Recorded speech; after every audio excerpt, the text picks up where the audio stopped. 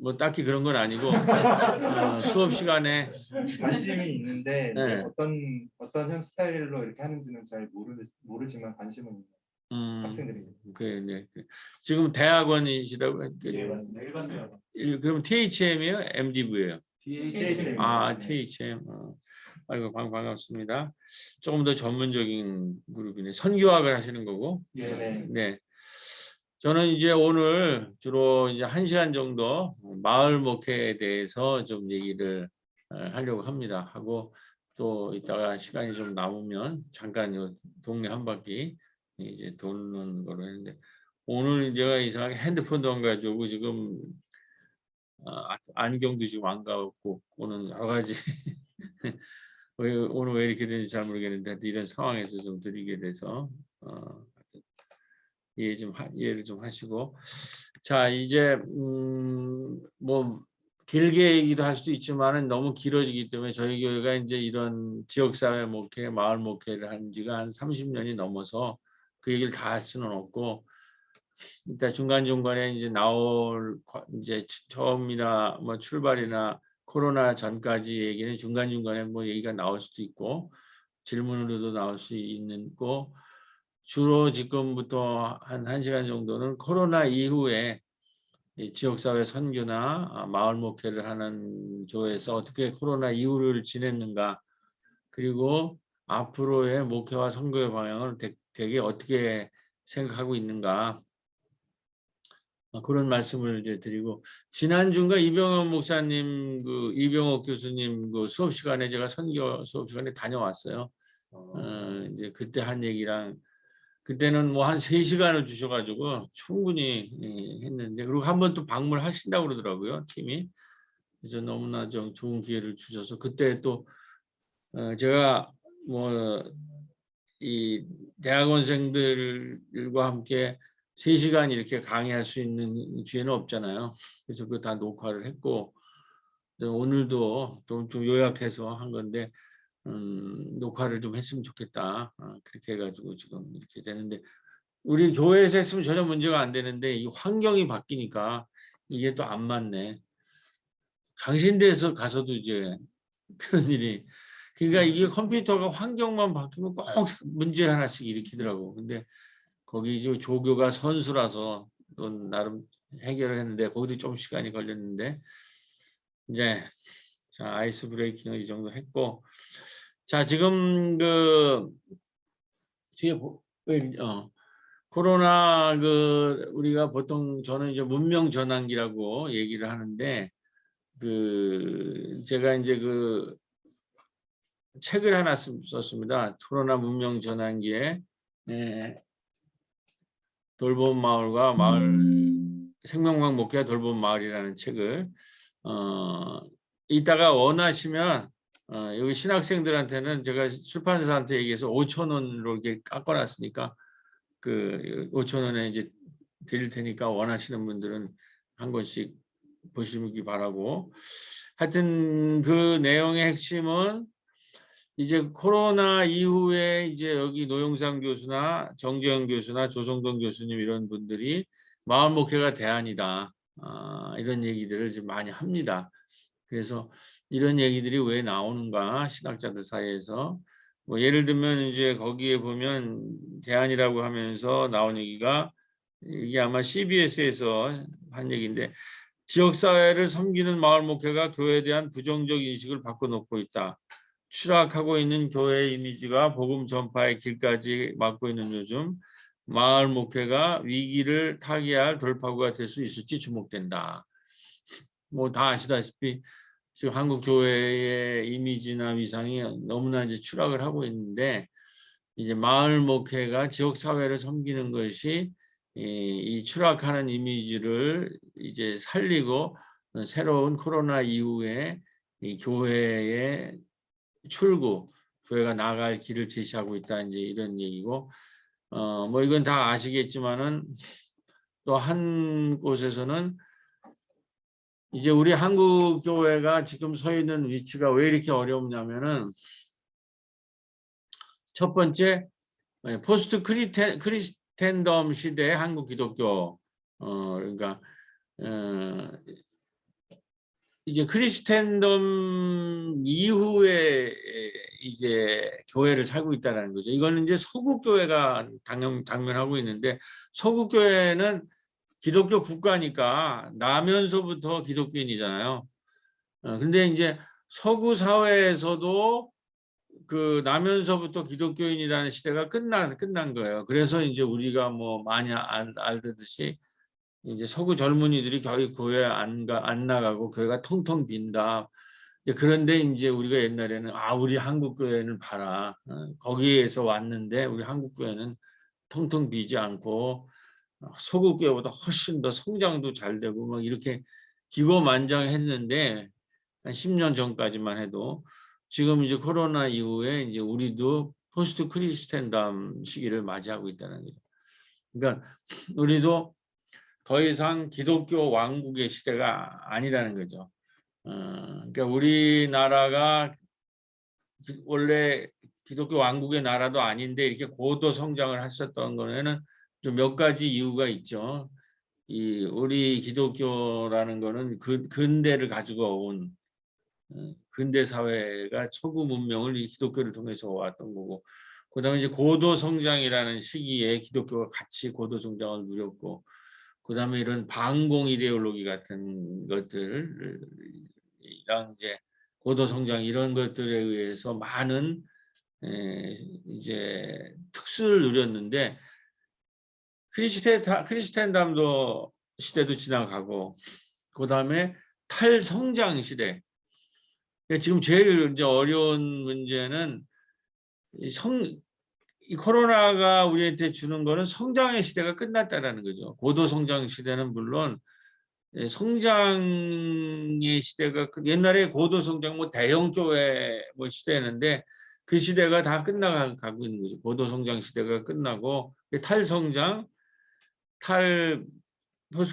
크리스텐덤, 그다음에 가장 적어한 거는 탈교회.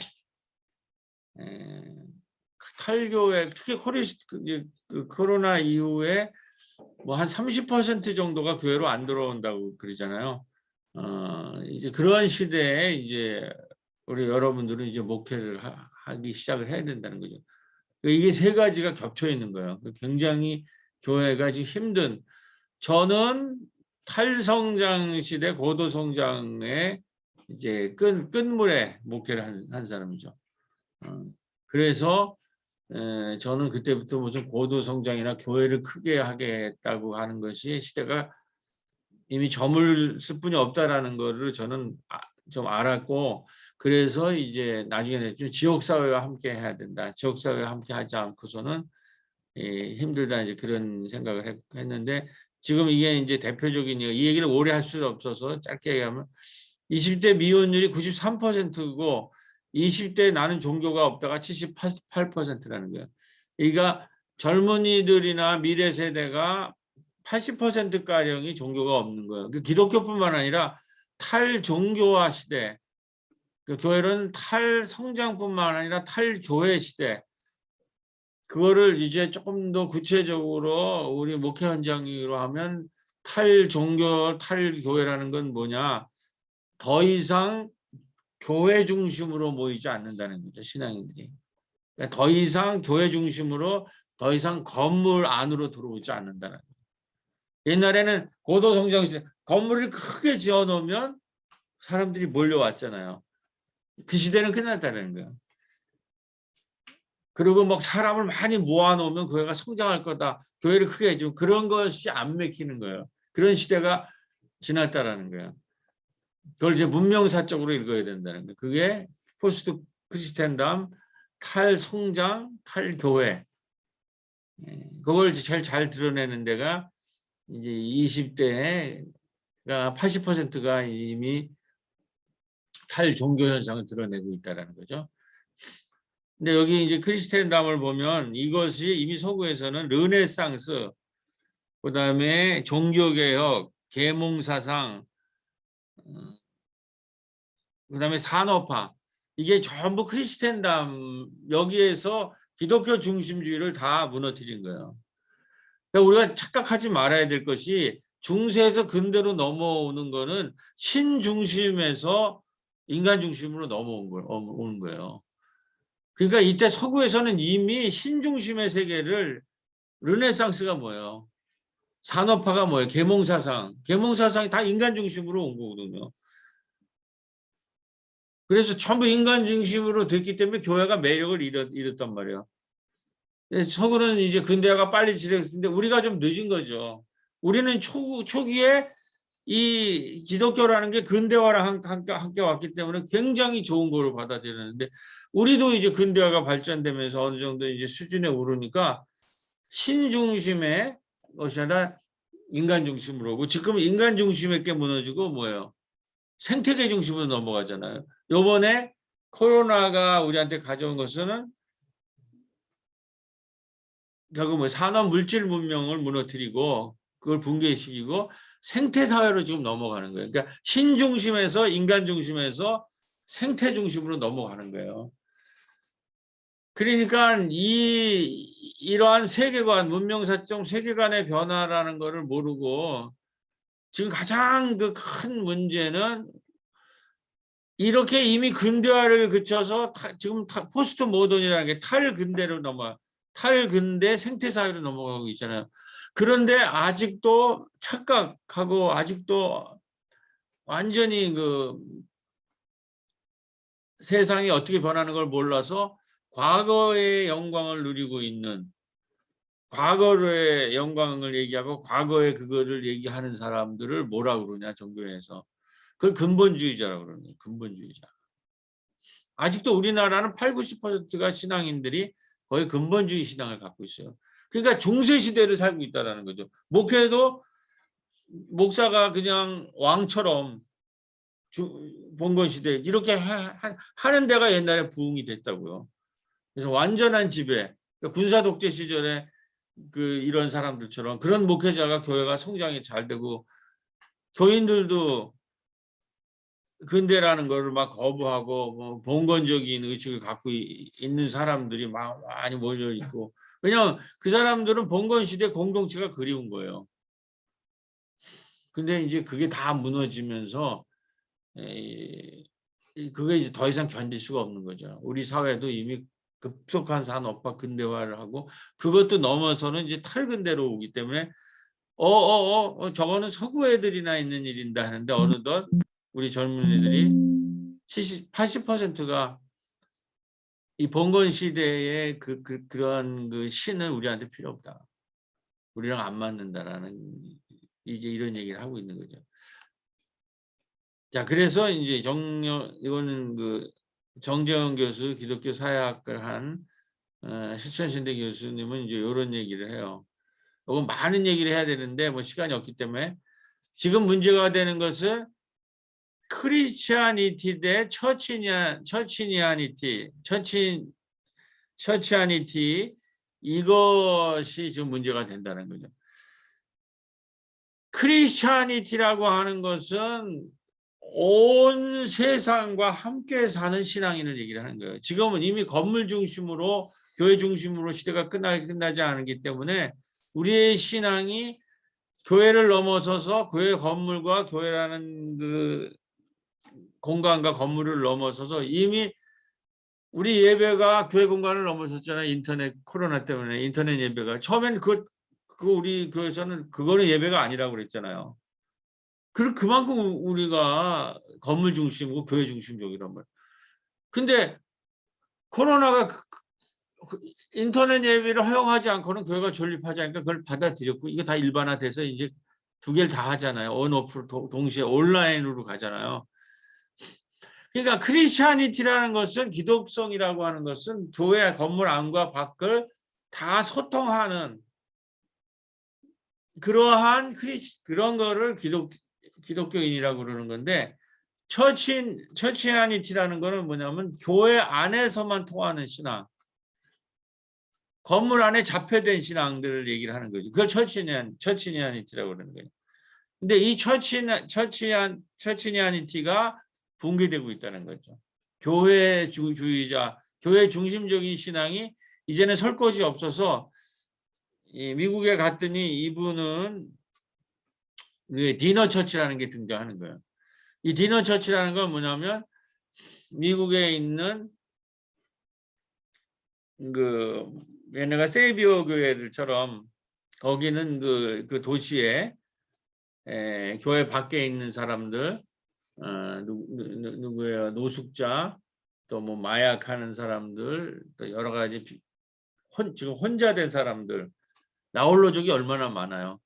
이런 사람들로 나아가서 세비어즈 교회가 이제 세비어즈 교회가 작은 교회인데 수정교회는 이제 메가처치잖아요. 그 수정교회는 붕괴되고 지금 모델은 세이비어즈 교회를 바뀌었잖아요. 옛날에 성장시대에는 수정교회를 다들 흠모했단 말이에요. 그냥 막 성장적인 긍정적 뭐 사고 뭐 이렇게 해가지고 교회로. 근데 그걸 따라 하면은 수정교회가 망한 것처럼 망한다. 교회 안으로 교회 중심적 교회가 이제는 힘을 쓸 수 없다는 거예요. 세이비어즈는 교인 수는 얼마 안 되는데 지역사회에 어마어마한, 그러니까 크리스천이티를 한 거라는 거예요. 크리스천을 지향을 한 거란 말이에요. 지역사회를 목표한 거죠. 그게 지금 굉장한 힘을 발휘하고 있고 이걸로 가야 된다는 거예요. 근데 그 이후에 이제 이런 디너 처치가 나오는데 이 부분은 우리는 교회 건물 안에 들어와 있는 사람으로 있는 그 사람으로 보는 게 아니라 교회 밖에 거기 뭐 이혼율이 높으니까 이혼한 사람들, 나 혼자 사는 사람들, 노숙인들, 뭐 여러 가지 장애인들, 이 사람들과 같이 밥 먹는, 저녁을 같이 먹고 앞에 그냥 출발할 때 처음에는 이제 설교도 안 하다가 그 사람들 설교도 허용을 안 하다가 당신이 우리한테 뭐 할 말이 있는 것 같으니까 얘기해보라고 해서 5분 정도 얘기하는 거, 그걸 예배로 본다는 거지, 목사님은. 이제 이러한 이런 교회들이 등장하고 있다는 거죠.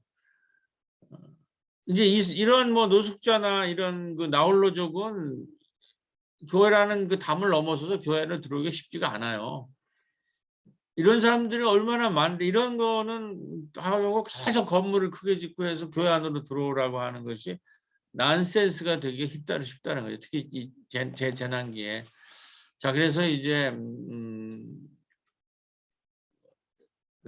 뭐 제 책에 그 자세한 내용 많이 나와 있으니까 필요하면 그걸 참고하시고, 이제 코로나 이후에 이제 우리가 마을 목회가 어떻게 진행됐는가 여기로 좀 들어가도록 하겠습니다.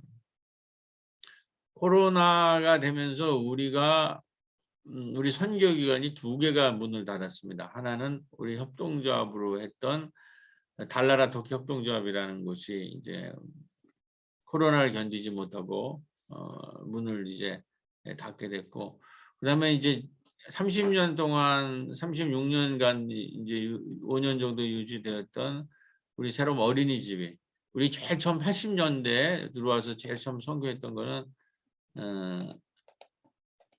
뭐냐면 그때는 어린이들이 여기 이제 공단 지역이었고 산업 노동자들이 많이 있었는데 애들을 돌보지를 못하니까 이제 저희가 처음으로 이제 종일 타가를 했고, 그래서 그 어린이들을 돌보는 역할이 이제 80년대에 저희들의 선교의 출발이에요. 그게 35년 만에 저출산 시대가 와서 더 이상 아이를 낳지 않아서 이제 문을 닫게 돼요.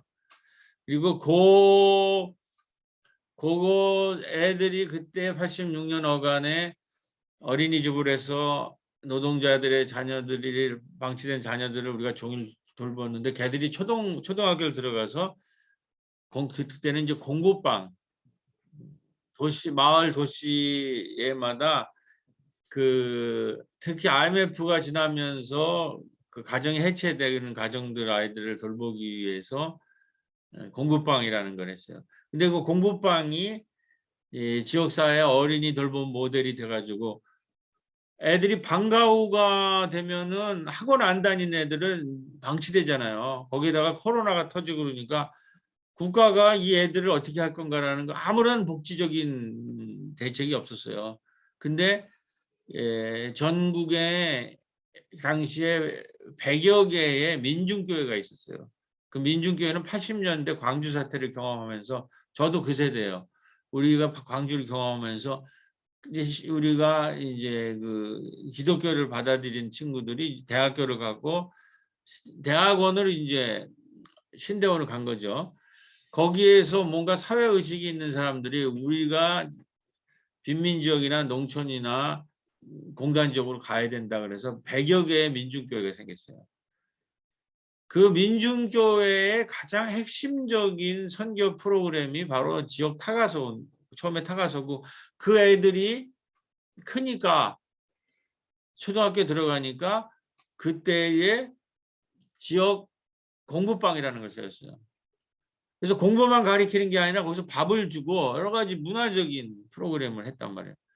그게 제가 알기로는 한국 사회의 가장 중요한 복지 전달 체계예요.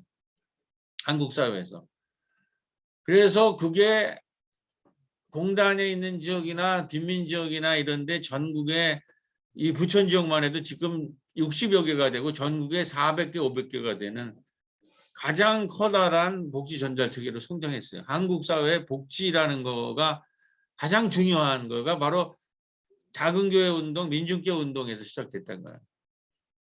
그다음에 이제 그 시기가 지나서 이제 민중교회들은 작은 교회 운동으로 넘어가고 민중교회들은 뭐냐면은 지역에 있는 자활센터, 우리가 IMF를 맞으면서 뭐 노동자 복지센터 이런 기관으로 되고 이제 그 2000년대면 그 민중교회 운동이 작은 교회 운동으로 이제 전환이 되죠. 하여튼 그랬을 때 이제 여기에 우리가 이제 초기에 80년대, 90년대 세웠던 처음에 세계 선교기관이었는데 어린이집이 제일 먼저 생겼고 지역아동센터가 생겼고 그다음에 도서관이 생겼어요. 마을 도서관이. 그것이 지금 이 가족 도서관이 되는 거예요. 이 지금 신나는 가족 도서관은 우리 집사님 한 분이 자기 사재를 털어가지고 이 도서관을 만들었는데 그것이 이제 2000년대에 그 지방자치제가 생기면서 아젠다 21이라고 하는 민관 파트너십, 요즘 말하는 가버넌스 시대가 열려요. 그러면서 이 마을 사람들이나 그 가버넌스라는 건 협치하라는 거거든요. 시장이 독단적으로 하지 말고 시민사회 함께 하라 그래. 시민사회한테 우리 원혜영 시장이 물어봤어요. 뭐가 제일 필요하냐 지금 시민사회에서 그랬더니 그때 나온 것이 마을마다 놀이터가 있듯이 마을마다 작은 도서관이 있었으면 좋겠다. 그래서 작은 도서관이 운동이 일어났는데 우리가 그때 하고 있어서 8개의 작은 도서관을 시에서 세워줘요. 근데 우리는 이미 하고 있었기 때문에 그게 이 주민자 시대가 그때 막 세워지는데 건물에 우리 보러 들어오라고 그러더라고요. 그러니까 우리가 2000년대 들어서면서 마을의 중심부에 주민자치센터의 3층에 그리고 아까 사서님도 시에서 파송해주고 예산도 있고 이 굉장히 새로운 국면을 맞이하게 되는 거예요. 그러니까 이제 우리가 이러한 마을을 목회를 이제 해야 된다는 거죠. 하여튼 그렇게 됐는데 그 첫 출발이 시대가 변해서 저출산 씨가 와서 제일 먼저 출발한 어린이집이 문을 닫게 돼요. 그걸 어린이집은 우리 교회에 교회 지하에 본당이 있고 1, 2층이 어린이집을 사용했거든요.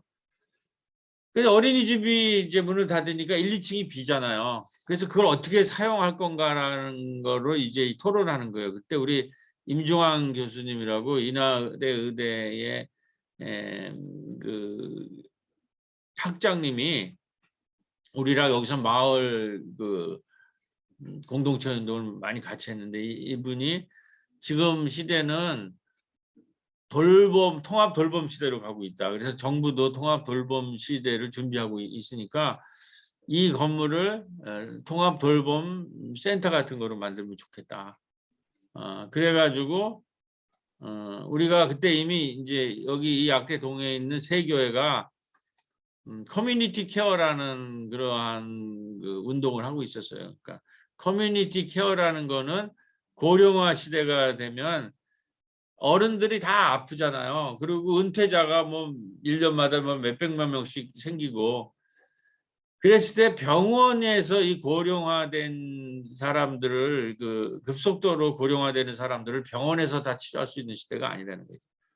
그래서 커뮤니티 케어, 커뮤니티 공동체가 다시 말해서 지역사회와 마을이 어른들을 돌보라는 거예요.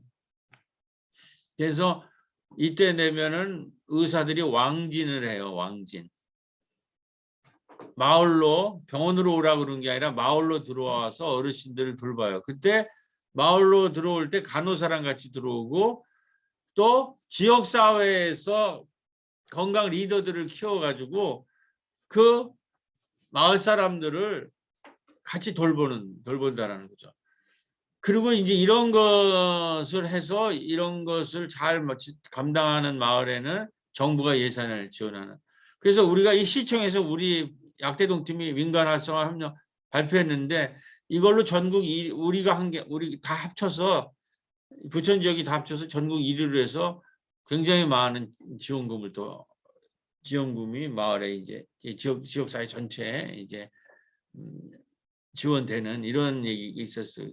하여튼 이런 경험을 하고 우리가 건물이 1, 2층이 이제 나가게 됐을 때에 지역사회에 있는 여기 주민자치센터장, 주민자치위원장님, 임종환 교수님, 여기 시의원, 저 공무원 이렇게 모여갖고 통합돌봄 시대에 돌봄 마을에 대해를 우리가 한번 만들어 보자 이런 토론이 있었고 그때 제가 이제 이 모임에 제안을 한 거예요. 이 모임에는 주민자치위원장, 시의원, 공무원, 그다음에 이제 인하대 이런 돌봄에 대한 전문가, 이 지역사회 목사가 모여가지고 그때 제가 지금 코로나도 있고 우리가 건강 돌봄이 제일 돌봄이 강조됐을 뿐이 없고 그 중에서 건강 돌봄이 제일 강조가 되는데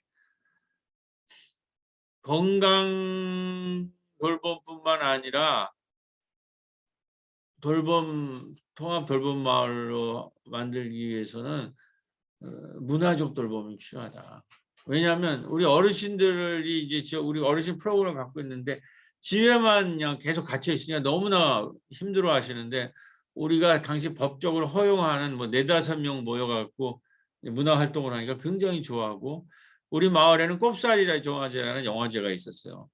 그때도 코로나가 그때 좀 낮으면 40-50명을 모일 수 있었거든요. 근데 운 좋게도 그때 영화제를 개최할 때 40-50명 모일 수 있는 법적으로 그런 때가 있어서 영화제를 개최했을 때 어르신들과 함께 막 장구도 치고 이렇게 잔치를 할 때 너무 좋아하더라고요. 그러니까 돌봄의 영역은 건강의 돌봄뿐만 아니라 마을의 문화적 돌봄을 해야 되고 우리 마을에는 또 이런 문화 리더들이 있었어요.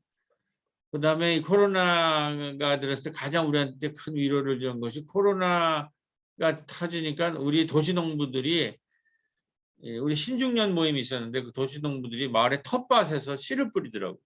몇 개월 되니까 그냥 파릇파릇한 것이 오고 막 꽃이 피고 그러니까 일거리도 생기고 굉장히 다들 기뻐하고 그래가지고 생태적 돌봄이 필요하다. 그래서 1, 2층이 비니까 거기를 디자인해야 되잖아요. 그래서 건물을 1층에는 어르신들을 돌보는 걸로 하고 2층은 문화적 돌봄을 하는 것으로 말고 옥상은 환경적 돌봄을 하는 공간으로 만들자.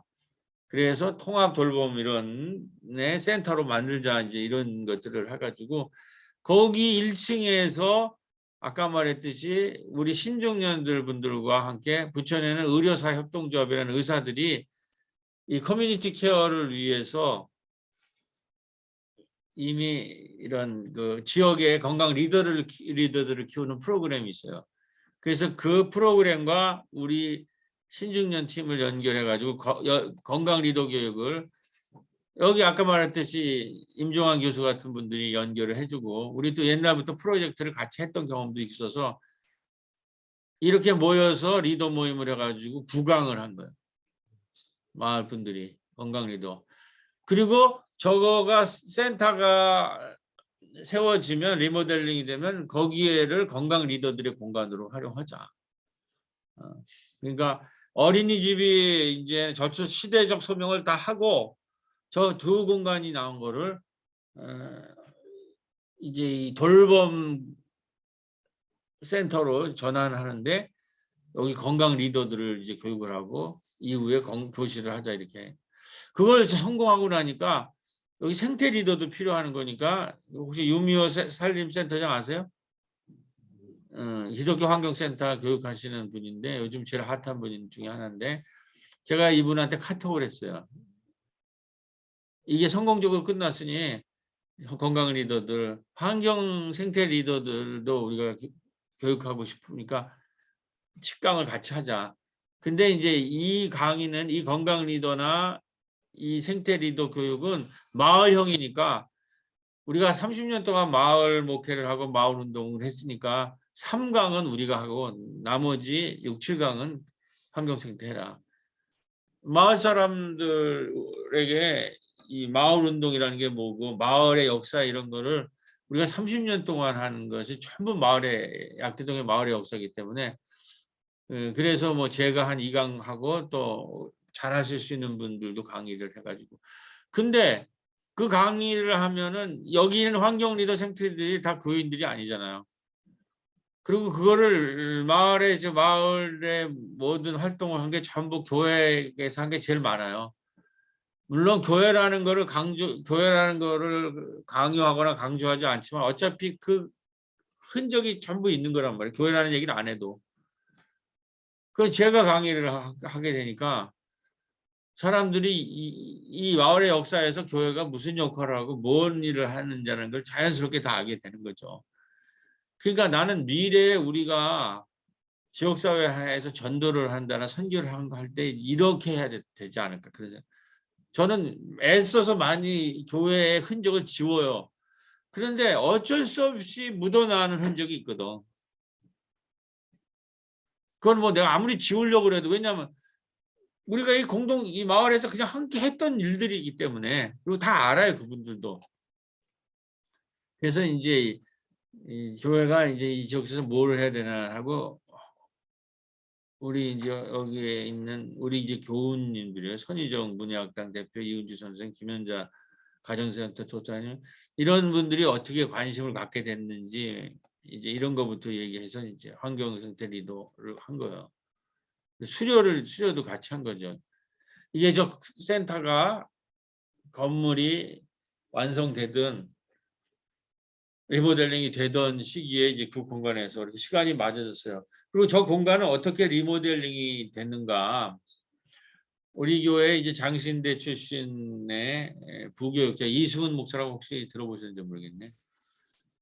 나름 전 많이 유명하던데 하여튼간에 이분이 한국일 교수님을 통해서 선교학 교수님 내가 어디 가서 일했으면 좋겠냐 그러니까 약대동에 가봐라 그래가지고 이제 이승훈 목사가 이제 우리 와서 일했는데 우리 어린이집이 이제 35년을 여기를 하고 어린이집 사역을 하고 이제 자기 소유물 다고 이제 마무리했잖아요.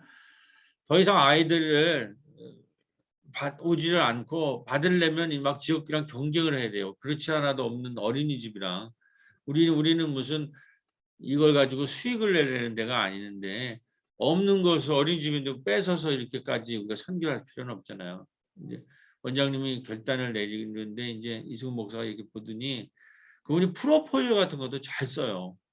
그러니까 앞으로 미래 목사들은 왜냐하면 이게 지금 나라가 이거를 지원하지 않으면 복지가 안 되는 시대가 지역사회에 있는 이런 NGO나 교회나 마을 운동가들을 그 박원순 시장이 한 거죠. 때부터 한 건데 요즘은 또 그걸 없애더라고. 아 참. 하여튼 뭐 여러분들이 요즘에 어떤 상황인지는 아니까 내가 길게 얘기 안 할 텐데 하여튼 그 이제 그때 그래서 이분이 35년 동안 우리 어린이집의 기능만 하는 것이 아니라 이 지역 사회에 큰 역할을 했다라는 거를 알고 있는데 그러니까 우리는 뭐 마을의 모든 축제 이런 거, 뭐 영화제 이런 거를 여기 있는 가족도서관, 어린이집, 지역아동센터 이런 것들이 다 합쳐서 꼽사리 영화제 같은 것도 만들고 뭐 여러 가지 하여튼 지역사회 전체 일들을 많이 했거든요. 그런 거를 전부 모아가지고 이렇게 정보도 있으니까 마치 경기도에서 역사문화공간이라는 걸 만든다는 거죠. 지금 도시재생이라고 하는 거는 마을에 있어서 역사문화적 가치가 있는 것들은 없애버리는 게 아니라 그거는 옛날에 뉴타운식 개발이에요. 도시재생은 영국에서 나온 건데 그거를 다 보존해요. 그러니까 우리 옛날에 이제 굉장히 중요한 역사 문화적인 가치가 있는 것들을 그게 나중에 요즘은 그런 것이 전부 투어가 되잖아요. 스토리텔링이 되니까. 근데 옛날에 그런 우리가 다 없애버렸다고. 그리고 거기다가 싸그리 공동체 흔적 같은 거 우리가 어떻게 삶을 살았던 흔적 같은 걸 다 부셔버리고 중산층 아파트를 졌단 말이에요. 이제 그런 시대가 지난 거예요. 그렇게 도시 개발하면 안 된다. 거기에 있었던 역사 문화적으로 의미가 있고 가치가 있는 그 건물이나 이런 거는 보존해야 된다는 거예요. 그런 프로젝트가 있었어요. 거기에 대해서 이제 쓴 거죠. 여기서 우리가 뭘 했고 그랬는데 6천만 원짜리 프로젝트 때 그게 됐어요. 그래가지고 우리가 여기서 했던 것들을 이제 기록으로 남기고 그걸 통해서 마을에서 어떤 기여를 할 건가라는 거를 이제 다 가치를 썼더니 돼서 그리고 이제 이거를 이렇게 마을에 있는 생태적인 공간, 문화적 공간, 돌봄의 공간으로 바꾼다 그런 게 돼가지고 그 비용도 경기도에서 나온 거예요. 그리고 경기도에서 나왔는데 그날 우리가 꼽사리 영화제를 여기서 한 거를 봤죠. 경기도에서. 국가도 못하는 일을 이제 꼽사리 영화제라는 걸 뭐냐면 부천의 피판이라고 하는 국제영화제를 해요. 그 국제영화제를 하는 기간에 마을에서 꼽사리를 껴서 영화제를 해요. 그게 전 세계적인 트렌드라고 그러더라고요. 깐느 영화제 하면 전 세계에서 올 거 아니에요. 그러면 깐느 영화제를 하는 기간에 그들이 자는 뭐 이런 마을이나 지역에서 독립영화제, 청년영화제, 마을영화제를 한다는 거예요. 그래서 우리가 이제 했는데 지금은 굉장히 아주 규모가 커졌어요, 이게. 대표적인 이제 영화제가 됐는데. 하여튼 그리고 저기 하는 기간에 이 코로나 기간에 우리가 이제 이따 가볼 때 박물관을 세웠어요. 꼬비 마을 박물관. 그러니까 꼬비라고 하는 꼽사리 영화제가 성공하니까 꼬비라는 캐릭터가 등장을 하고 그 캐릭터 중심으로 스토리가 마을의 이야기가 전개되는 거예요. 그러니까 축제라는 건 뭐예요? 이야기가 모아지면은 스토리가 만들어지잖아요. 그러면 그 스토리가 텔링 되는 것이 바로 축제거든요. 그래서 뭐 지금 전국에서 지금 마을 지역 사회에 그 축제들이 일어나잖아요. 근데 그 이야기 그 지역 축제 무슨 뭐 어디 사과 뭐 축제 뭐 이런 거 그거 되려면 마을에 스토리가 있어야 돼요. 근데 우리는 우리를 그래서 꼬비 마을이라고도 해요. 그러니까는 이제 이런 것들을 이 이야기를 모으고 우리 흔적을 모아야 된다. 그래서 박물관 또 프로젝트가 있더라고요. 거기도 내면 돼요. 우리 콘텐츠가 이걸 문화 콘텐츠라고 그래요. 그러니까 이 4차 산업 시기에 로봇이 모든 걸 주도할 때 로봇이 할 수 없는 이야기가 바로 뭐냐면 로봇은 쉬지도 않고 주무시지도 않고 피곤치도 않으신 분이시잖아요. 아무리 노동을 해도 피곤치 않으시잖아요. 또 쉬지도 않으시고 주무시지도 않으시잖아요. 근데 그렇기 때문에 이 산업 노동은 다 대치가 돼요. 근데 로봇은 스토리를 만드는 힘은 없어요. 이야기를 만드는 힘은 없다고. 쉬지도 않으시고 주무시지도 않고 피곤치도 않고 노동하셔서 다 하지만 문화 콘텐츠를 스토리를 만들 수 있는 문화 콘텐츠를 만들 수 없단 말이에요. 그러니까 이제 인간의 마지막 보루는 뭐냐면 문화 콘텐츠로 먹고 살아야 돼요. 4차 산업혁명에는. 왜냐하면 나머지 그냥 노동들은 전부 로봇이 다 가져갈 테니까 뭐 이런 트럭 운전사 이런 사람 졸는 게 문제잖아요. 근데 졸지 않으시는 분이 나타나니까 바로 대체되는 거죠. 그런 사람들. 이 산업 현장에 있는 거죠. 그러니까 그것으로 걔들이 대체하지 못하는 나머지는 문화 콘텐츠로 먹고 살아야 되는데 문화 콘텐츠의 핵심이 뭐냐? 그것이 바로 스토리텔링이에요. 이야기. 그러니까 이야기가 중요한 거예요. 우리는 더 그레이트 스토리라는 바이블을 갖고 있고 그 바이블을 가지고 바이블과 마을 이야기를 엮어서 스토리를 텔링하는 스토리텔러가 바로 목회라고 봐요. 저는 마을 목회자로서. 그러니까 이 스토리가 굉장히 중요해요. 미래는 핵심이에요. 스토리텔링이. 그러니까 이건 따로 공부를 해야 돼요. 우리가 마을 목회를 하려면. 하여튼 그리고 지금 모든 이야기는 지금 제가 제 목회는 스토리텔링 하고 있는 거예요. 그러니까 저는 어떤 의미에서 작가가 된 기분이에요. 마을 목회를 하면서. 하여튼 그래서 우리 문화에 대해서 제가 관심이 많아요. 앞으로는 이 마을에 문화인을 키워야 되겠다. 특별히 이 산업노동 이쪽에서는 잘 일자리가 안 나오는데 근데 보니까 마을에 문화일꾼들이 많아요. 그리고 또 이제 이런 거에 관심이 있는 분들이 그래서 그런 학당을 모았어요. 모아가지고 이제 문화 공부를 하면서 이제 기후 얘기들 이런 얘기들을 하는 거죠. 그래서 마을 문화 리더 이런 어떻게 뭘 공부해야 될 건가 이제 이런 얘기들을 이렇게 좀 하고 내가 요거는 파워포인트를 보내드릴게요. 자체를. 그다음에 이제 생태에 대한 거 도시농부와 이런 공부도 하고 자 그렇게 보면 지금 코로나기에 뭐 어떤 일이 있었느냐 건강 리더 10명 생태 리더 10명 문화 리더들은 아직은 이제 커리큘럼을 가지고 육성을 안 했지만 한 7, 8명이 문희학당에 모여 있어요. 그러면 이분들이 크게 보면 뭐 한 30여 명의 마을의 문화 생태 돌봄 리더들이 있는 거 아니야. 그러니까 이분들을 우리가 잘 학습시키고 학습 생태계를 만나서 그다음에 그들의 무대를 만들어 드리고 이제 활동의 그 공간을 만들어 드리면 한 마을은 한 아이를 키우는데 한 마을이나 우리가 하는 이 마을 전체를 새로운 사회로 산업 물질 문명에서 생태 문명이라든지 새로운 문명으로 전환시킬 수가 있어요. 지금 전 세계적으로 그래서 전환 마을 운동이 일어나요. 제가 제가 30주년 맞고 안식년을 만데 영국에 가가지고 갔더니 벌써 전환 마을 운동이 일어나더라고요. 그러니까 이게 이제 선진국에서는 전환 시대, 그 전환 마을, 전환기라고 보고 있는 거면서 마을이 이렇게 바뀌고 있는데 그런 가능성을 코로나기에 소그룹 활동을 통해서 지금 느낀 거예요. 그래서 통합적으로는 돌봄 마을 이제 이런 그림이 이제 그려지는 거죠. 그래서 코로나 시기 지금 약대동 곳곳에서 산업 물질 문명을 넘어 새로운 생태 문명을 탐색하고 있다.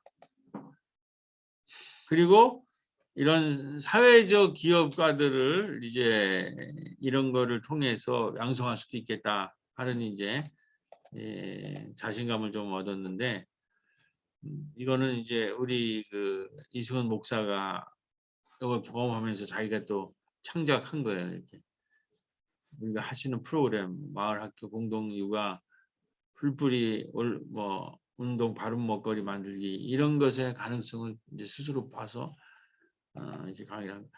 그리고 이제 36주년 됐을 때 제가 이거를 코로나기에 있었던 마을 이야기들을 전부 묶어서 이 책을 낸 거예요. 근데 이제 이 책을 낸 나눔사에서 신학교에 갈 때는 자기가 다운시켜서 13,000원인데 목사님 강의할 때는 5,000원까지 다운시켜 드리겠다고 그러니까 이 기회를 활용하시도록 하고 이때 이제 출판 기념 때 이제 마을 사람들이 전부 나와서 8명이 발표하는 장면이고 아까 말했듯이 이 건물이 이렇게 바뀐 거죠. 본당이 지하에 있고 1층에는 어르신 돌봄 공고 2층에는 스튜디오가 있어요. 청소년들 영화 동영상 찍고 이렇게 하는 옥상에 이제 텃밭으로 만들려고 하는 이제 이런 그래서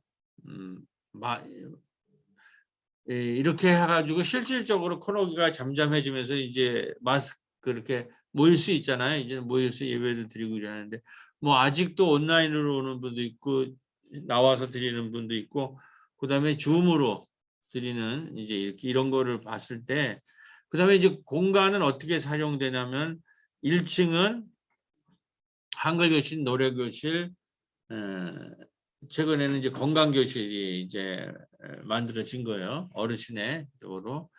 그다음에 본당에서는 예배 드리지 않는 동안에 뭐 춤동아리들이 우리 이성훈 목사가 거기다가 매트를 깔았어요. 이제 주일에만 예배를 하니까 유자하고 예배를 그래서 또 주중에는 청소년들 이분이 뭘 하냐면 저걸 하더라고 그 격투기를 해요 또 그래갖고 청소년 애들 모자가 격투기를 가리키고 하는데 남자 놈들은 그걸 또 그렇게 해. 우리 뭐 어렸을 때 보면 남자애들은 그 호기심이 있는 거 아니야. 그러니까 이제 남자 이제 그 사법 미술만 거니까 그 이승훈 목사를 흠모하는 그 남자애들이 있어요. 그런 부대가. 그러면 이제 꼬비 또 심야 식당에 청소년 심야 식당이라고 하는 게 있어가지고 거기도 급식 프로그램도 있고 그러니까 뭐 오늘이에요 바로 아까 오늘 이제 이따가 잠깐 구경할 수 있을지 모르는데 6시에 오면은 거기서 밥을 먹는데 바글바글 하더라고. 그러니까 이게 교회로 모이라 그런 게 아니라 교회를 우리가 이거 할 때 마을에 내놓는 거죠. 그래서 건물도 주일에만 쓰니까 그다음에 이제 수요 예배 이런 건 요즘에 안 오더라고. 전부 줌으로 해요. 그래서 제가 이거를 그다음에 마을 앞에 있는 마당에 텃밭을 지금 만들고 이제 옥상에서도 이제 생태적인 것으로 이제 만들려고 그러는데 그렇게 되면 이게 온오프 온라인 처치가 될 가능성이 있어요. 그러니까 교회 건물도 마을에 내놓고 그 교회 앞마당이나 이런 것들이랑 이 마을 전체를 지금 목회하는 거 아니에요? 제 얘기를 들어보면 지금 쟤는 교회에 모여 있는 회중만 목회하지 않고 마을을 목회하는 거를 여러분들이 눈치를 채셔야 돼요. 그래서 제가 이제 코로나 이후에는 교회가 마을에 내놔 있고 앞마당이 조그만 마당인데 요번에 우리가 이제 마을 목회 협동조합이라는 걸 세웠어요. 이따가 그 외에 등장하는 거 있단 말이에요. 이렇게 되니까 그 청개구리 급식하는 아주 전국적으로 유명한 그 버스가 들어왔어요. 근데 그 버스는 안에서 공연을 할 수 있는 버스, 애들과 여행 다닐 수 있는. 그리고 학교 밖 청소년들이 그냥 그 부천 역전에서 막 모이는 그런 것이랑 지금 우리가 네트워크이 돼. 우리는 마을에서 이렇게 하는데 청소년 네트워크랑 연결이 된다. 근데 그 앞에 마당 구멍은 조그만 마당이잖아요. 거기에서 우리가 모이고 공연을 하고 가을 이제 꼽사리 영화제가 여름에 큰 축제로 성장했잖아요. 국제 영화제 할 때 꼽사리 껴가지고 그걸 하는데 우리 지금 마을에서 그 문화리도 키우고 생태리도 키우고 건강리도 키웠잖아. 그분들이 무대가 필요하잖아요. 그러니까 목사는 무대를 자꾸 만들어줘야 되는 거더라고. 그래서 내가 그 경험이 있으니까 가을 축제를 한번 보자. 근데 그거는 조그맣게 클 필요 없어요. 그러니까 교회도 자꾸 크거나 뭐 이런 게 여기 전부 소그룹 운동을 한 거예요. 이제 돌봄 소문화 축제를 하자. 그래서 그때 우리 문화 리더들, 생태 리더들, 돌봄 리더들 다 모이자. 그러는데 그때 마침 협동조합 운동을 하고 있어서 그게 버스가 생겼어요. 그런 버스가 들어올 수 있겠느냐? 들어올 수 있다. 빌려주겠다 그러더라고. 그래서 버스를 이렇게 앞마당에다가 버스 안으로 들어올 수 있는 걸 대니까 그게 버스 자체가 거기서 공연할 수 있는 거거든요. 그러니까 우리 조그만 마당이 있고 버스랑 연결하니까 한 20, 30명은 충분하게 마을 축제를 할 수 있는 거예요. 그게 이번에 성공했다는 거예요. 그래서 교회와 앞마당과 마을 전체를 커버할 수 있고, 그다음에 전국적으로는 오늘도 녹화하는 거예요. 여러분들이 이제 이 강의 내용을 페이스북에, 유튜브에 띄울 거예요. 뭐 동의하십니까? 여러분 얼굴 안 나가는 거니까. 네. 그러면 이게 플랫폼 처치가 되는 거예요. 마당 철교회. 조금, 그러니까 교회 자체를 크게 만들 필요가 없어요. 작아도, 그리고 이제는 교회 안으로 바람이 모이지가 않아요. 마을 전체를 목회하고 도시 전체를 목회하는 협동조합을 왜 만드느냐? 도시 전체를 작은 교회들이 협동하면 도시 전체를 새로운 문명으로 변화시킬 수 있다라는 그런 비전이 생기는 거예요. 자, 그래서 그 그림들 설명 다 해버렸는데, 자, 이렇게. 그게 어린이집이 이렇게 해가지고 저거 했는데, 그 모든 공간에서 앞에는 앞마당에서 이렇게 꽃을 심고, 어르신, 여기 청소년 급식 프로그램에 가고, 지하 본당에서는 춤 동아리가 하고, 1층에는 한글 교실, 노래 교실, 건강 교실. 우리 마을에 마을 가수가 있어요. 마을 가수. 이런 사람들이 이제 이런 축제에 참여하고, 여기서 마을 가수가 어르신 트롯으로 노래를 가르쳐요. 한글 교실은 부녀회장 출신, 교인들이 아니에요.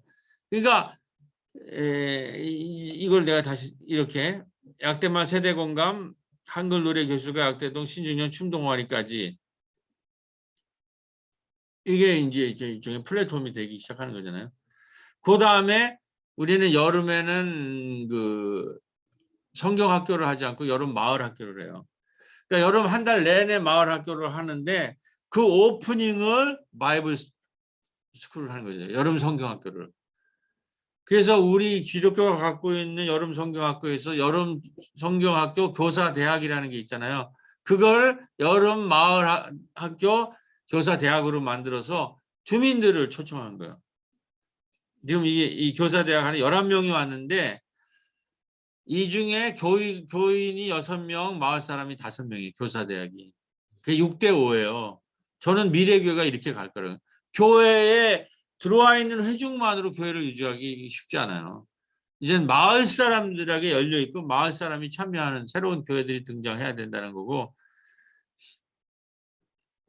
이때 뭐를 했냐면 약대 마을 미디어 마당에서 놀자. 우리가 이미 꼽사리 영화제를 경험했잖아요. 굉장히 유명한 거예요. 우리 OPD라고 아까 오사선님 동생이 영상을 하는 PD예요. 그분이 영상을 가르쳤는데 이번에 이분이 마을 사람들을 전부 영상을 가르쳐가지고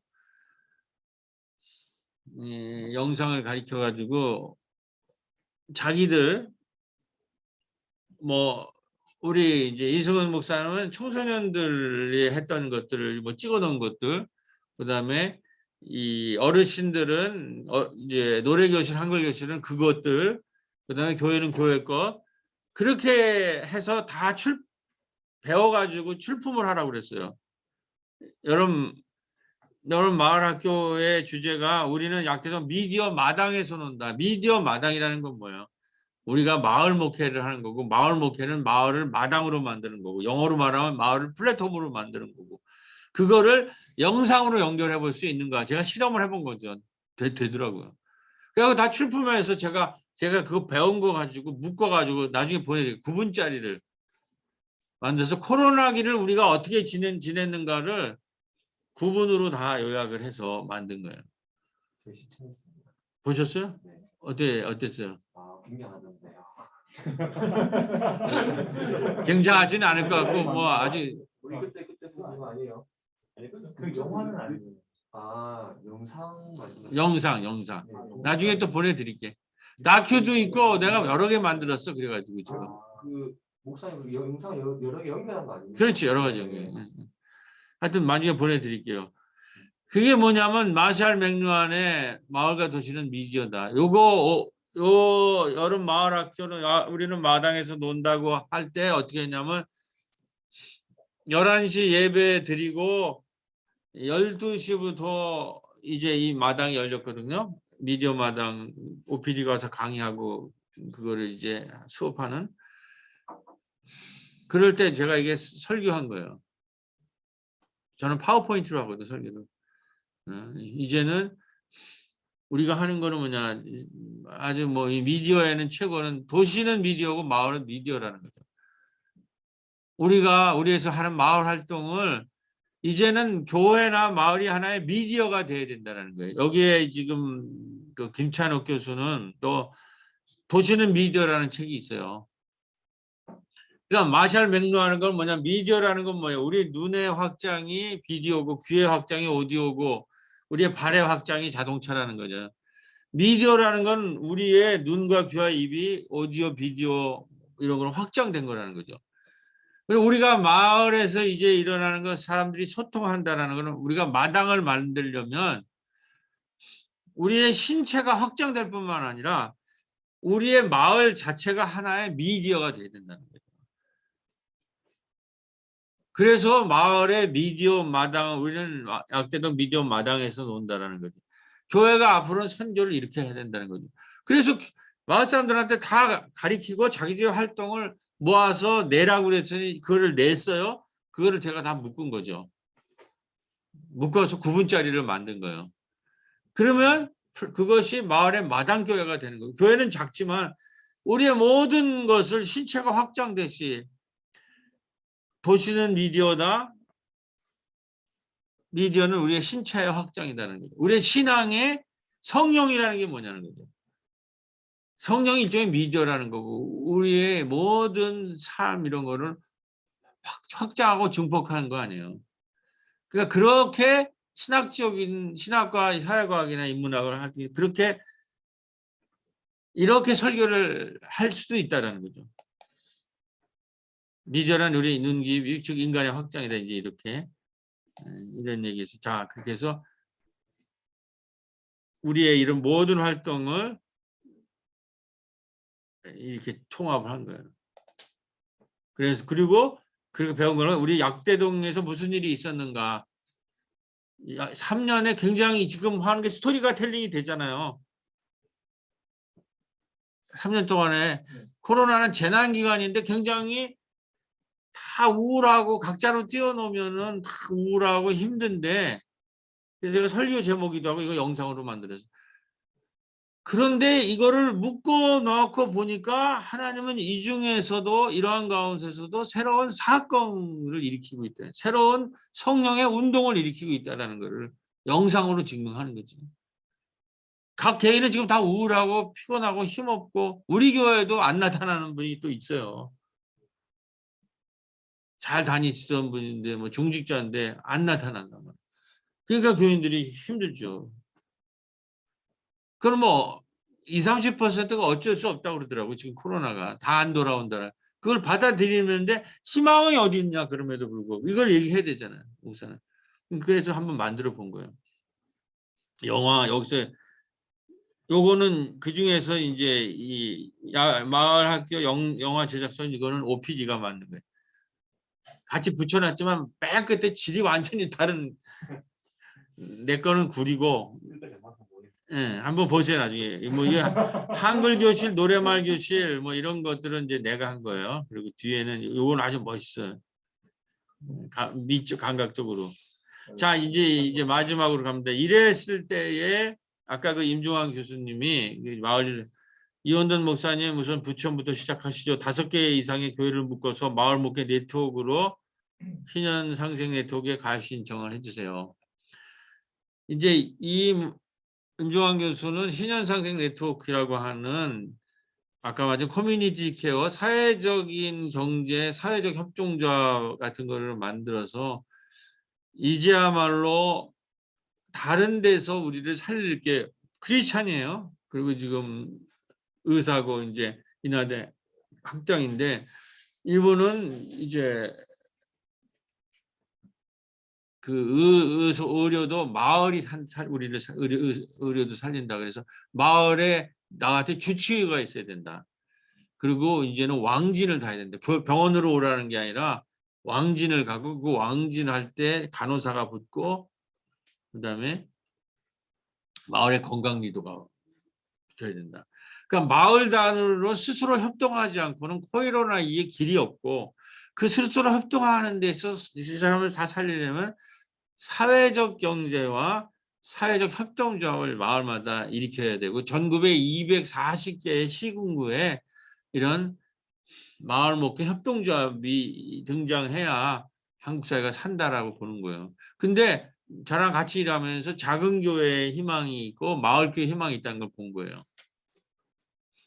처음에는 이제 뭐 교회와 이제 다 협력해서 이제 이렇게 하려는데 보니까 이게 가장 일을 잘할 수 있는 게 마을 목회 이제 우리가 하는 방식에서 어떤 스피릿을 얻은 거예요.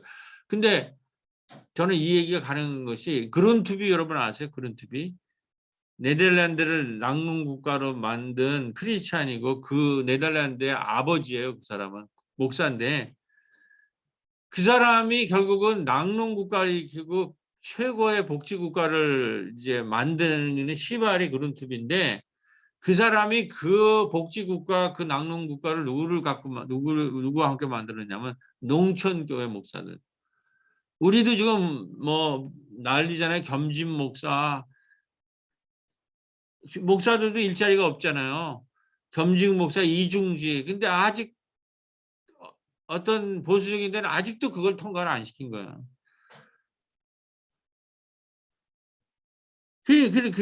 그런 실정에서 갈 길을 모르는 거예요. 지금 이 젊은 그래서 택시 운전사하고 뭐 이런 사람들.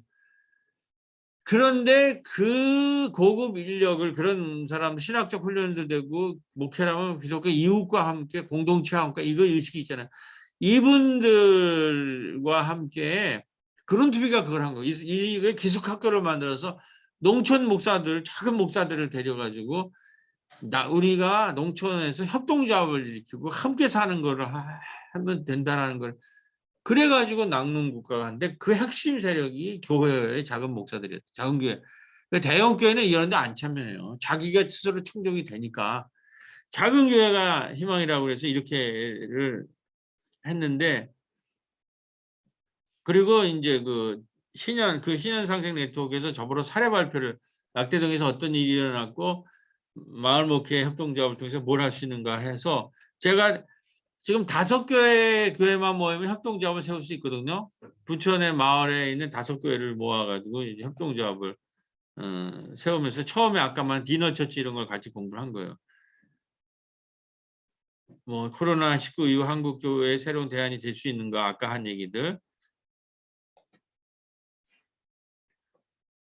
그래서 이제는 이 마을 목회가 희망이다 하고 마을 목회 부흥회가 필요하고 마을 영성이 필요하고 사회적 경제 영성이 필요하고 돌봄 마을 부흥회가 필요하다.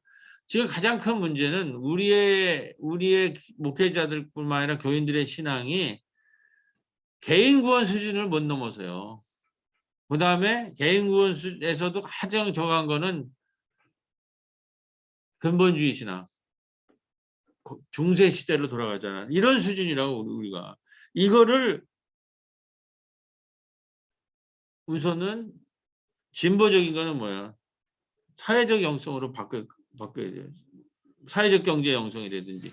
그 다음에 타인, 보네포가 이야기한 기독교는 타인 지향이에요. 나만 구원하는 게 아니라 이웃을 구원하고 공동체를 구원하는 데까지 나가잖아요. 그게 코로나가 우리한테 그거 하지 못하면 교회고 마을이고 다 무너진다. 나 개인만 여러분 내가 지금 쓰고 있는 것이 작은 교회 마음의 생태학이라는 걸 글을 이제 써서 곧 이제 나오는데 지금 교인들도 가만히 보면은 우리 같은 교회도 이렇게 보면 어떤 게 있냐면 자기의 가장 코로나 이후에 많이 느끼는 것이 각자 도생이라는 각자 도생은 조금 더 부족하면 자기에 빠졌어요. 크리스찬이라는 건 너를 이타적 존재 아니에요. 공동체와 너 하나님을 추구하는 건데 자기의 핵심이 뭐냐면은 그 거울 보고 물 보고 자기에 빠진 사람을 뭐야? 나르시스트들이 됐다는 거야. 아주 지독한 나르시스트들이. 그게 그게 지금 이 사회의 가장 큰 문제라는 거예요. 이러한 자기에 빠진 사람, 이런 나르시스트들이 만드는 세계관이 뭐냐면은 각자도생이라는 세계입니다. 거기에 빠지면 나르시스트가 되면 각자도생의 세계관에 빠지고 그것이 이제 되면은 능력주의 신앙에 빠져요. 그 신앙이에요. 젊은 애들. 내가 성공한 거는 내가 잘나서 그런 거고 너가 성공하지 못하고 힘든 거는 너가 능력이 없어서 그런 거라는 거예요. 그게 신앙이란 말이에요. 그러니까 남을 안 돌봐요. 지금 가장 필요한 것이 돌봄의 사회적 자본이 필요한데 남을 돌보는데 관심이 없어요. 왜냐하면 능력주의 신앙이 성공주의 신화와 능력주의가 지금 2030 나르시즘 각자 도생이 신앙이거든요. 이 시대, 이 사회에. 이건 아무도 건드리지 못하는 거예요. 이거에 대해서 도전장을 우리가 내야 돼요. 그거를 우리가 구원받을 수 없다. 그게 사도 바울이에요. 제가 지난주에 설교를 한. 사도 바울이라는 사람이 누구냐? 로마서가 뭐냐? 그게 로마의 신앙이란 말이에요. 그 제국의 신앙에 대해서 도전장을 낸 거예요. 저 로마의 황제에서 우리가 구원받을 게 아니라 저 각자 도성에서 예수 그리스도 우리를 위해서 십자가에 못 박힌 공감하고 이타적이고 공동체를 구원하려고 하는 이 예수 그리스도의 부활을 믿는 것으로서만 이 죽음의 권세, 이 로마의 이 죽음의 권세에서 우리가 해방될 수 있다. 그래서 그가 만든 것이 에클레시아를 만든 거예요. 풀뿌리. 에클레시아는 뭐예요? 로마의 시의회 이름을 갖다가 쓴 거예요. 그러니까 바울이라는 건 교회 이름을 에클레시아로 썼다는 거면 바울은 단순히 종교적인 에클레시아 교회를 세우려고 한 게 아니에요. 정치, 사회적이고 종교적인 함께 사는 그래서 로마의 에클레시아의 대한 에클레시아를 세우려고 했는데 그 대한 에클레시아의 핵심이 로마의 시의회랑 뭐가 다르냐. 로마의 에클레시아는 남자 중심이에요. 남자들이 다 한번 통치하는 거란 말이에요. 근데 사도 바울이라는 건 뭐예요? 갈라디아서 5장에 있는 남자도 여자가 거기에 들어와요. 서구도 100년뿐이 안 되잖아요. 여자들이 참정권은 거. 이미 2000년 전에 여자도 예수 그리스도의 에클레시아는 여자도 발언권과 참정권이 있다는 거. 가장 혁명적인 것은 노예나 주인이나 다 그리스도 안에서는 하나라는 거예요. 사도 바울의 에클레시아 교회에서는 노예도 동등한 자격이 있다는 거예요. 그게 바로 부활이라는 거예요. 부활의 에클레시아, 부활의 공동체. 여기에만 구원이 있다는 거예요.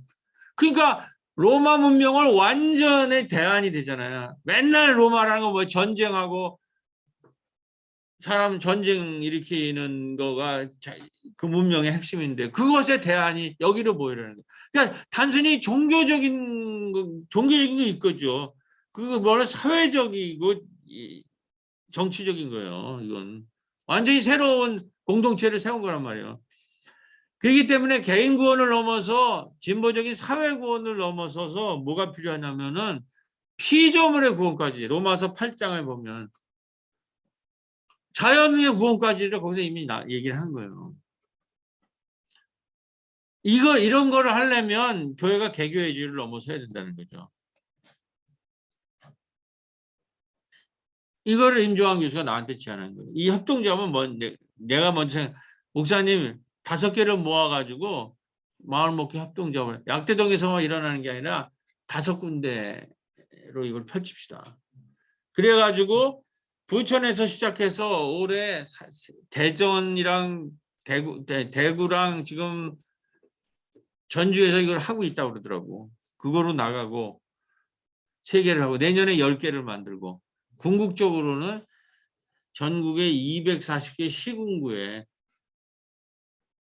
마을목회 협동조합이 세워지면 이거 그런 두비가 얘기한 이 사회를 완전히 새로운 문명으로 할 수 있는 그 마을마다 이런 일들이 만약에 일어난다고 보세요.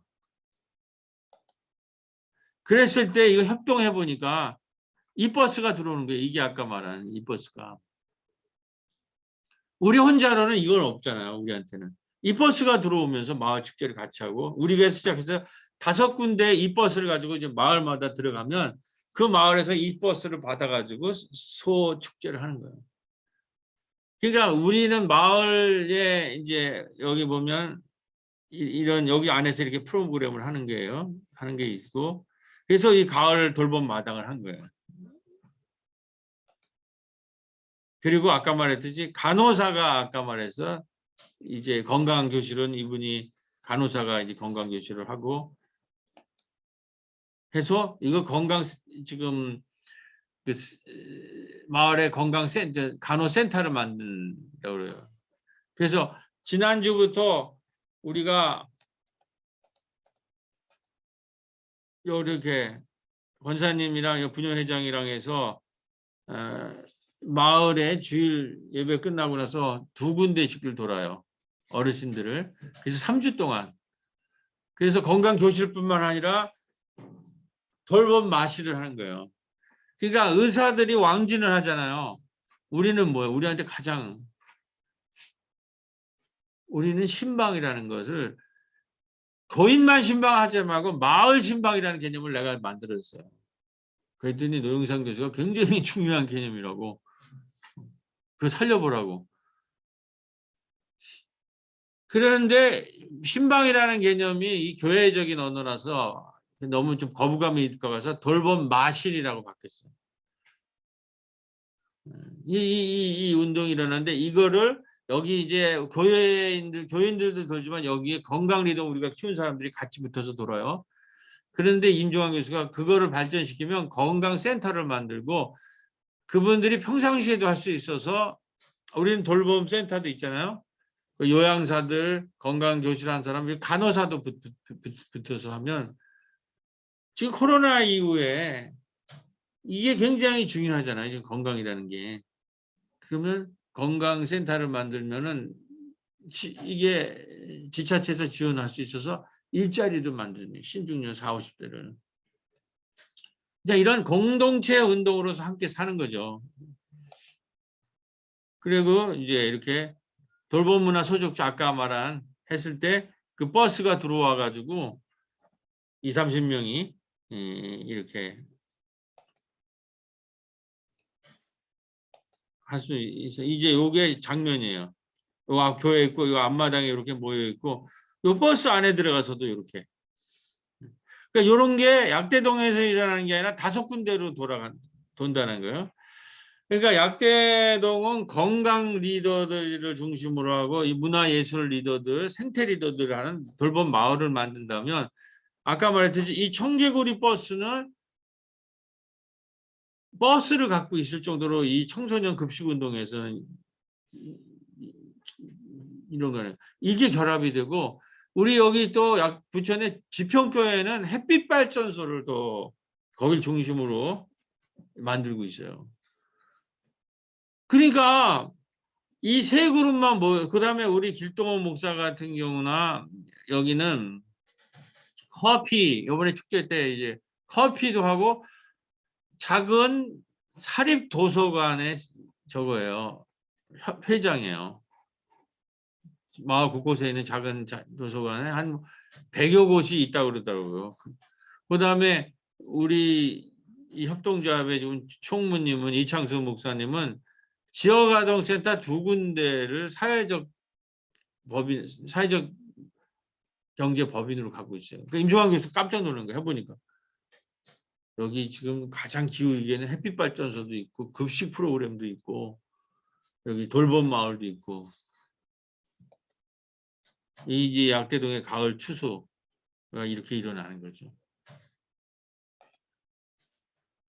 영성 추수, 문화마을 추수, 학습 추수, 마을 마당 추수.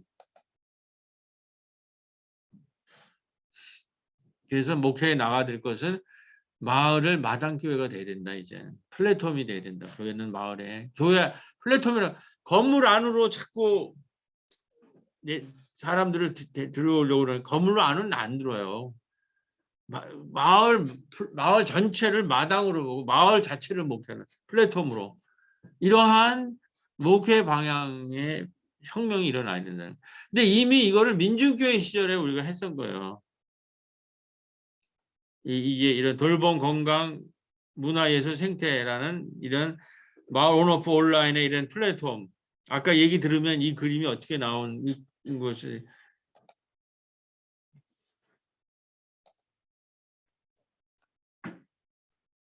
그래서 여기 보면 이제 마무리입니다. 날마다 우리 삶에 우울, 불안, 고립, 분노, 중독을 일으키는 이게 왜냐면 이 현대 사회의 사람들이 우울하고 불안하고 고립, 분노, 중독은 뭐냐면 이게 산업 물질 문명의 이 결과물이거든요. 산업 물질 문명. 이런 데서 사는 사람은 누구나 우울, 불안, 고립. 왜 경쟁해야 되고 승자도 무한 경쟁, 승자 독식.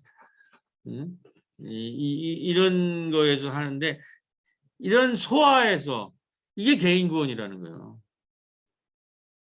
자기만 생각하고 그 나르시즘에 빠져서. 근데 생태 문명이라든지 하나님 나라 문명은 대화로 넘어가는 가장 좋은 길을 마을에서 배울 수 있다는 거예요. 이게 기독교, 이게 지금 생태 교육학 쪽에서 나오는 얘기예요. 생태 교육으로 바꿔야 된다는 거죠. 산업 물질, 우리 지금 대학 나와도 세우는 게 다 산업화 시대에 있는 전공 과목이란 말이에요. 그거 배워봐야 소용이 없어요. 우리 커리큘럼이 전부 산업화 시대를 유지하거든요. 산업화 시대가 지금 끝났는데 마을 교육, 마을 생태 교육으로 바뀌어야 된다는 거죠. 그래서 일주일에 4일과 하루에 6시간 새로운 상상력이 필요하는데 이것이 가능해야 돼요. 지금 뭐 인류가 갖고 있는 기술력이나 문명을 잘 분배만 하면 우리가 하루에 6시간 하고 일주일에 4일만 해도 지구를 유지할 수 있어요. 근데 왜 이렇게 장시간 노동하게 하고 사람들이 힘들게 하냐면 몇 사람이 한 10%가 다 가져가기 때문에 분배가 안 되기 때문에 이렇게 해도 지금 힘들어요.